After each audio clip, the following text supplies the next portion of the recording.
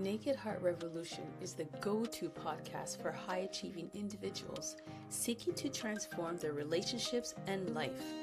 Hosted by Jenny Bingham, an intimacy reset coach. Each episode explores emotional reconnection, personal growth, or business insight through expert guests sharing real stories and strategies. Whether you want to deepen your connection with your partner or elevate your business, this podcast delivers the tools and mindset shifts needed for lasting change.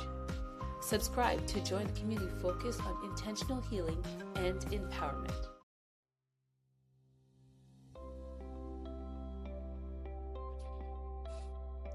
Hey there.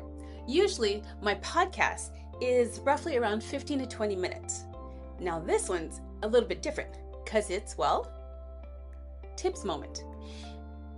At the end of it, there's going to be a couple of questions, and it's not all the 15-20 minutes, it's actually shorter.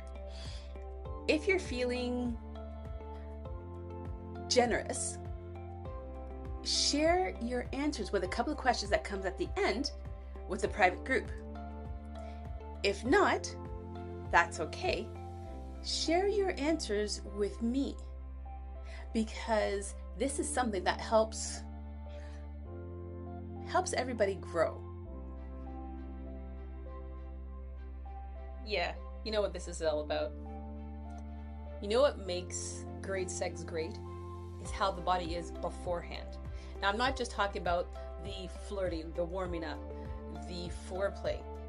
There's stuff that kind of goes way before the actual physical touch. And it's interesting.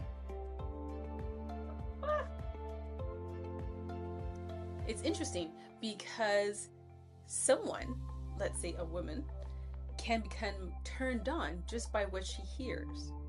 Or a male can be turned on just by what he sees. Now, how do you approach that? How do you actually get that reaction? Because everyone's different, there's certain ways to figure it out. Let's say, for example, a look. For some people, such a small look might get their attention. Or something more bold. Or something a little bit more, I guess you could say, conservative.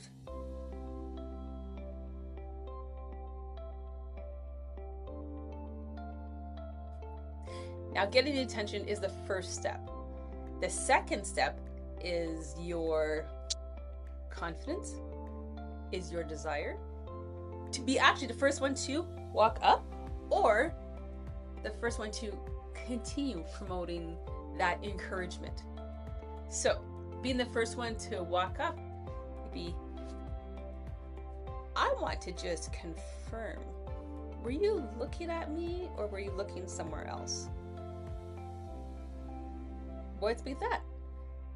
The other one would be mirroring, would be copycatting how they are staring or kind of looking away. So you look, they look, look, they look, look, they look. And when you're both doing that, it builds a type of tension. Now, if you know each other for years, you've had a relationship that has been wonderful, and the flirting, the fun, the playful is just, let's say it could be in a stronger attraction, a stronger excitement.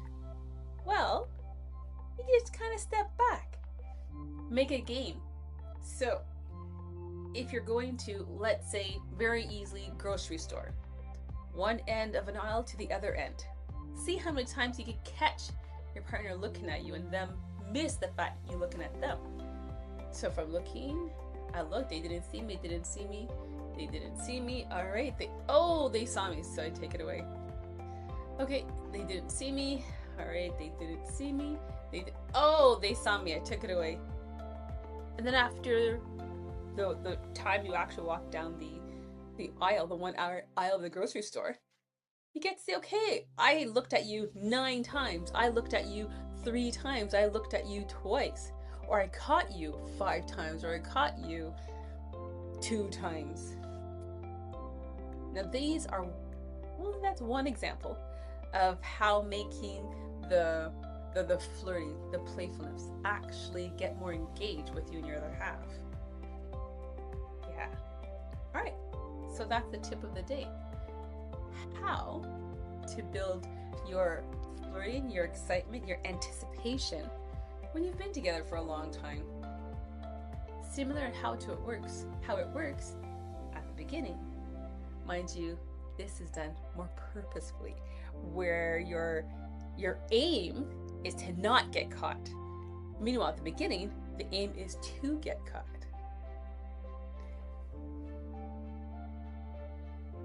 Ultimately, from this to this to this to this to however else that works. Okay, later. Okay, so out of the tips moments today, what's one or two of the aspects, flirting wise, that resonated best with you? Why did it stand out?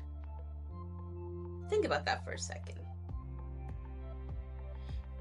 Now next, in your past, what type of flirting has been done that, well, you would like to have that type of flirting again, that you really enjoyed? Was it something that was new? Was it something that was traditional?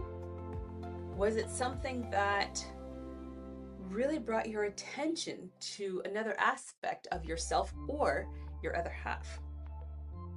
If you answer this, you can answer just on yourself or answer it in a different way, interactive. You can write it down. A lot of things writing down works too. How do you like to flirt? How do you like to be flirted with? Is it cautiously? Is it casually? Or is it more boldly? This is something I suggest you write down. And then if you're more of a cautious side, you could burn it, rip it, put it in garbage, whichever else. Or you put it in a book that you're really enjoying. A couple of things that flirting does, besides having the priority go to you and your other half as a couple, strengthening your bond, it raises the cortisol, the happy chemical in your body. It lets you know that you have some type of attraction. It lets your other half know that you are thinking of them at that moment, that they are in your mind. It's also a fact that having yourself in a vulnerable way, believe it or not, brings you kind of closer. All right, so flirting. What part of the tips resonated best with you? Second, what was a time where you were flirted with that really stands out? And third, what would you like to have as a flirting experience? Okay, so answer that on your own. And when you have a chance, message me about it. And if you're feeling generous to share with the private group that we have, then share in the box. All right, later.